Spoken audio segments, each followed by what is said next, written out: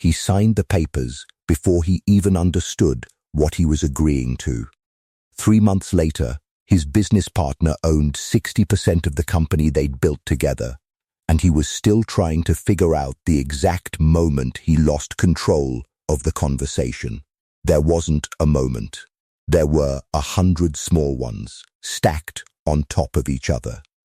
Each one designed so carefully that none of them felt like a trap on its own. That's the part nobody warns you about. The people who take the most from you rarely do it with a knife. They do it with a smile, a compliment, a well-timed silence, and by the time you feel the loss, the paperwork's already signed. In 1513, a man named Machiavelli sat down and wrote a book that made an entire continent uncomfortable. He called it The Prince, and unlike everything written before it, he didn't dress power up in morality. He didn't pretend rulers were good men making hard choices for the greater good. He just described what actually worked, what made people follow you, what made people fear you, what made people hand over their loyalty, their resources, their trust, without ever fully understanding why they'd done it. 500 years later, the setting has changed. The tools have changed, but the moves haven't. They're happening right now. In your group chats, your job interviews, your family dinners, and most of the people using them don't even know they learnt them anywhere. It's instinct for some people. For everyone else, it's a blind spot. Here's what makes this dangerous. You don't need someone to be a genius to get played by them. You just need to be looking somewhere else while they're working an angle. And most of us are always looking somewhere else. Because we assume good faith. We assume the conversation is what it looks like. That assumption is exactly what gets exploited. Machiavelli spent years inside the political machinery of Florence, close enough to watch rulers gain everything and lose it just as fast. What he noticed wasn't that the smartest people stayed in power the longest. It was the people who understood human behavior at a level most never bother to study. They knew exactly what made a person trust too quickly, what made someone back down without a fight, and what made a person feel like they were winning a negotiation they'd actually already lost. Today we're breaking down 10 of the tactics Machiavelli identified centuries ago, and I promise you, by the end of this, you're going to replay at least one conversation from the last month and see it completely differently. If a name is already surfacing in your head, drop it in the comments as yes. Let's get into it. Number 1. Whoever controls what you know controls what you do. Every decision you've ever made was built on information somebody gave you, or information you assumed was true. What to eat, who to trust, how to react in a moment of tension. All of it depends on the picture in your head, and that picture can be built by someone else without you ever noticing the construction. Machiavelli watched this happen inside royal courts for years. A ruler rarely needed to be in every room. He just needed the right version of events reaching the right ears at the right time, and the wrong version never arriving at all. The old line still holds. Whoever controls the story controls what happens next. And the reason this works so well is that people don't naturally update their beliefs once they're formed. The first version of a story tends to stick, even after the truth shows up later wearing a different coat. This rarely looks dramatic in real life. It's someone leaving out one detail while emphasizing another. It's someone introducing you to a room full of people after quietly shaping what they already think of you. So you're fighting an impression before you've said a single word. By the time you realize what frame you've been placed inside, it's already load-bearing. The defense here is discipline, not paranoia. Never build a major decision on a single source. Ask who's telling you this, what they gain if you believe it, and what's conveniently missing from the version you were handed. The second you start asking those 3 questions consistently, entire situations start looking different. Think about the last time a group turned on someone before that person even had a chance to explain themselves. Somebody had already been talking. Somebody had already planted the first version of the story, and first versions carry a strange kind of gravity. They don't need to be entirely true. They just need to arrive early enough to set the frame everyone else builds their opinion on top of. That's why the people who understand this tactic rarely argue loudly in the moment. They just make sure their account reaches the room first, calmly, almost casually, long before anyone else gets a chance to speak. Type I see the frame if that one landed. Number 2. Make yourself difficult to remove. Watch the people who never seem to lose their seat at the table, no matter how much the room changes around them. It's rarely charisma keeping them there. It's structure. They've made themselves load-bearing, the way a support beam holds up a building you don't think about until it's gone. Machiavelli was blunt about this. Position yourself so others depend on you, not in a desperate, clingy way, but in a quiet architectural way, where removing you creates a real problem for everyone else. You become the person who knows the thing nobody else bothered to learn. You become the one who can fix what nobody else can fix. There's a colder side to this that's worth naming honestly. Once someone depends on you, they hesitate to move against you, not out of loyalty, but out of self-interest.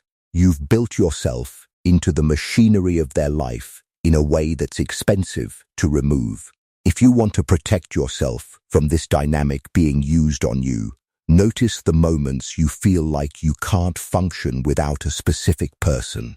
That dependency didn't appear naturally most of the time. Somebody built it, sometimes without even meaning to. The goal isn't isolation. The goal is knowing exactly where your dependencies live and why they're there. There's also a version of this that shows up as generosity, which is exactly why it works so well. Someone consistently does you a favor nobody asked for. They help without being prompted. They show up before you even realize you needed them there, and slowly, quietly, you start orienting decisions around their presence. That's not friendship being weaponized, not always. But it's worth noticing how many of the relationships that feel unbreakable were actually built this way, one small deposit at a time, until the withdrawal would cost you more than you're comfortable admitting. Number 3, silence does more work than most people give it credit for. Sit in a room and let 30 seconds of dead air pass. Someone always breaks first, and they almost always say more than they meant to. That's not an accident of personality. Silence creates pressure, and pressure pulls words out of people they wouldn't have offered voluntarily. Machiavelli's entire framework leaned on emotional restraint, and silence is the purest version of that restraint available to anyone. When you stop rushing to fill a gap, the other person is forced to fill it instead, and whatever they say next tells you what they're actually worried about.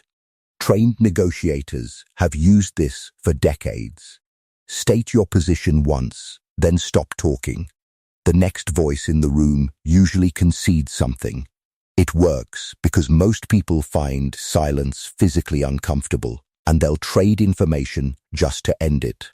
There's an old line worth remembering here. A wise mind holds its words. A foolish one spills them the second they're felt. The fool hands over everything. The strategist chooses what to release. Next time someone says something designed to provoke you, try saying nothing at all. Just hold their gaze, calm, unreadable. Watch how fast they start explaining themselves without you asking a single question. Number 4. Let people believe the idea was theirs. People will defend an idea to the end of the earth if they believe it's their own, even when it's not the strongest option in the room. That energy can be redirected, and one of the most effective moves in the Machiavellian playbook is redirecting it toward you without anyone noticing the redirection happened. You don't push an agenda directly, you plant it. You ask a question shaped to lead somewhere specific, let it breathe, and let the other person arrive at the conclusion feeling like it was their own discovery. The advantage here is the absence of resistance. Nobody argues against their own idea. They champion it instead. They convince other people on your behalf, because in their mind, they're the author. Machiavelli warned that a leader who forces his will constantly breeds resentment, but one who lets people feel like they chose freely, even when the path was shaped for them, builds loyalty that runs much deeper. To protect yourself from this, start tracking who introduces ideas in your circle and how the framing arrives. Was it a real open question or a narrow path with only one real exit? Pay attention to conversations that end with someone else feeling proud of a conclusion you quietly steered them toward 3 questions earlier. Sometimes the most influential person in the room is the one who said the least, because they didn't need to argue for anything. They just asked the right question at the right moment and let the room do the rest. Number 5. Whoever controls the pace controls the outcome. Every situation has a speed to it, and the person setting that speed usually holds more leverage than anyone realizes. Fast-moving situations don't give people room to think clearly. They react instead of respond, and rushed decisions almost always favor whoever created the rush in the first place. Slow-moving situations work differently. Deliberate delay builds uncertainty, and uncertainty makes people anxious enough to concede things just to make the discomfort stop. Machiavelli understood timing as a weapon in its own right. Acting too soon is as costly as acting too late, and the person who reads timing correctly usually walks away with the better outcome. There's an old proverb that fits here. Patience tastes bitter, but what it grows is sweet. The person who can outlast everyone else's discomfort in a room typically leaves with the most, because everyone else caved just to end the waiting. Next time you feel pressured to answer something immediately, pause and ask whether that urgency is real, or whether it's simply designed to keep you from thinking too carefully. And the reverse matters just as much. If you're the one waiting on someone who keeps stalling, recognize that delay as a tactic too. They're betting you'll get uncomfortable enough to concede something just to move the situation forward.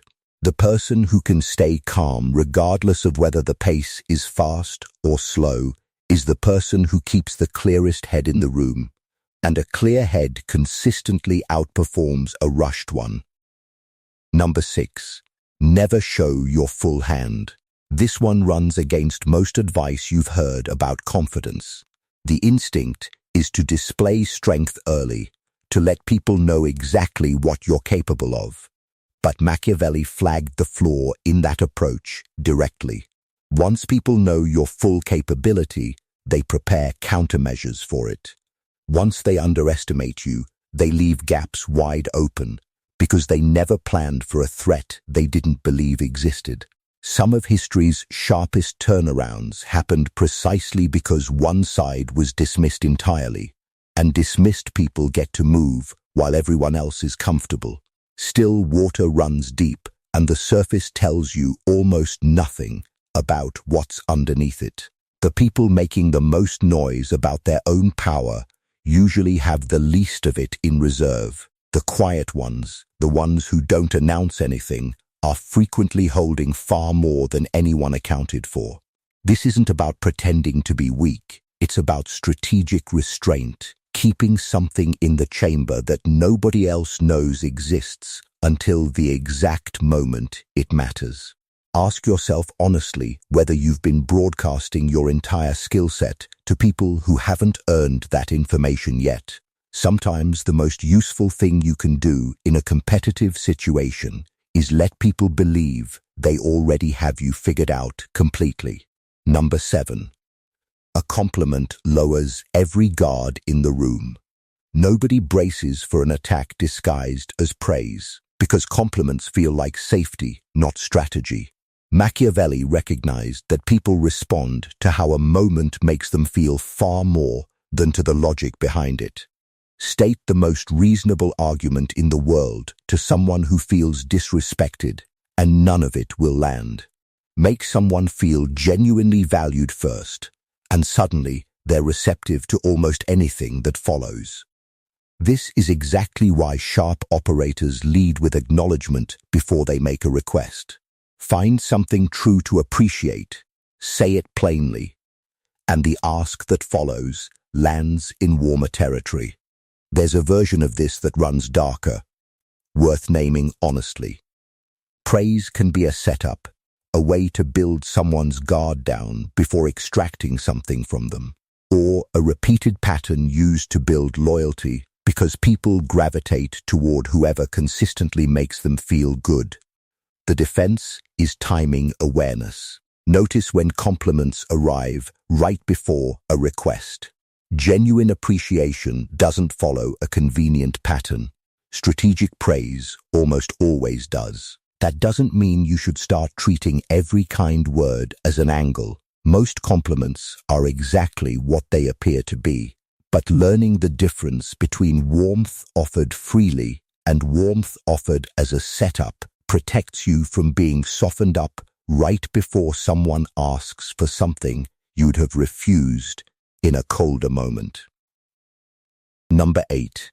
Two choices can still be a trap if you never controlled the menu. People need to feel like they're choosing freely, and that need runs deep enough that most won't question it once it's satisfied. Take the illusion of choice away, and people resist hard. Hand it to them, even a narrow, pre-shaped version of it, and they relax completely, cooperating with an outcome they never actually controlled.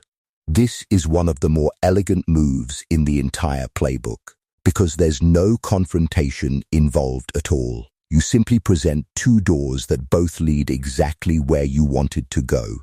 Machiavelli wrote about avoiding direct confrontation with difficult people for precisely this reason. Give someone a path where they feel they picked their own position, and the outcome sticks far better than anything forced on them. Watch how often decisions get framed this way around you, now or later. This option or that one, both already narrowed before you entered the conversation.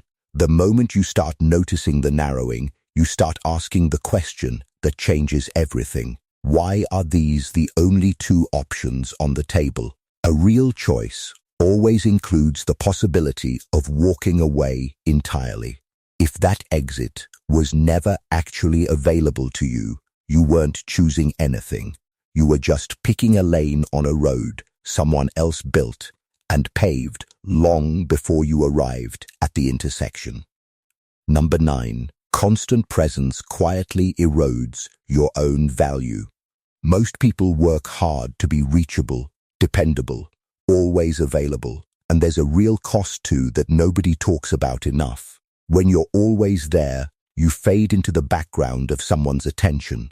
The moment you're not, people suddenly remember exactly what your presence was worth. Machiavelli observed that a ruler who becomes too familiar stops being respected and starts being assumed, and assumption is a quiet killer of value. What people can always have, they stop noticing. What they have to wait for, they start missing. Distance often does more work than presence ever could, not because absence is inherently powerful, but because it forces memory to fill the gap, and memory is almost always kinder than the moment itself. This only functions if you've actually built something worth missing in the first place. If your absence changes nothing, that's information too. The defense here is simple. When someone becomes suddenly less available and you feel the pull to chase, pause first. Ask whether the distance is natural or whether it's being engineered to draw a specific reaction out of you. Don't chase the gap. Let it sit and watch what naturally returns to fill it on its own, because whatever comes back without you pulling on it tells you something far more honest than anything said in the moment. Number 10. The moment desperation shows, leverage disappears. This might be the hardest lesson on the entire list to actually apply, because it works against everything your body wants to do under pressure.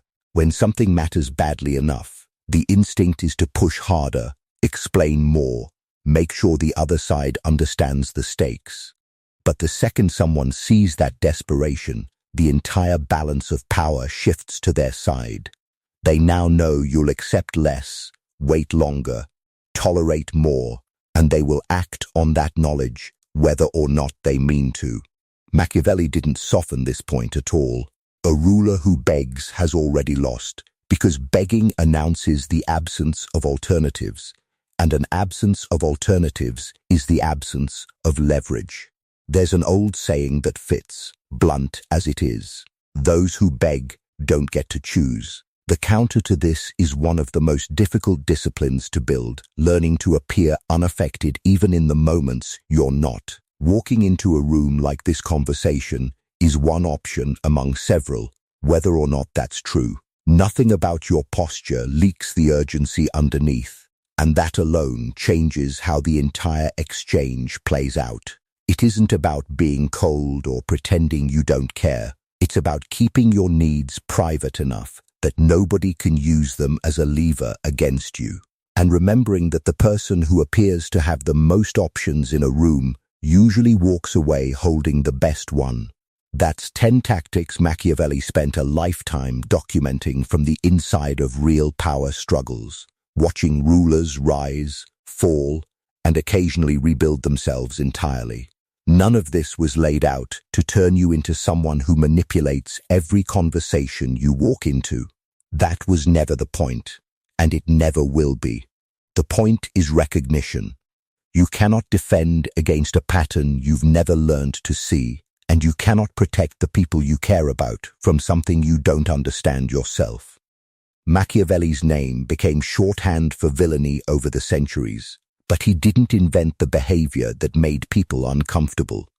He just wrote it down plainly, without the flattering language everyone else used to disguise it. The discomfort was never about him creating something new. It was about him refusing to look away from something everyone already suspected, but nobody wanted to say out loud. You have that same information now. What you build with it is entirely up to you. The people who move through life with consistently good outcomes usually aren't the loudest or even the most talented in the room. They're the most aware. They notice the frame before they walk into it. They don't panic the second pressure shows up, and they don't hand over information just because someone asked for it politely. They understand that every interaction has a current running underneath it, and that current can work for you or against you, depending entirely on how awake you are to its existence. None of this requires you to become someone colder or more calculating than you already are. It just requires you to stop assuming every room is exactly what it appears to be on the surface. If even one of these 10 reframed a conversation from your past, that's the entire purpose of this video fulfilled. Tell me in the comments which tactic hit closest to home, and who you thought of the second you heard it. I read every one. Stay sharp, stay aware, and I'll see you in the next one.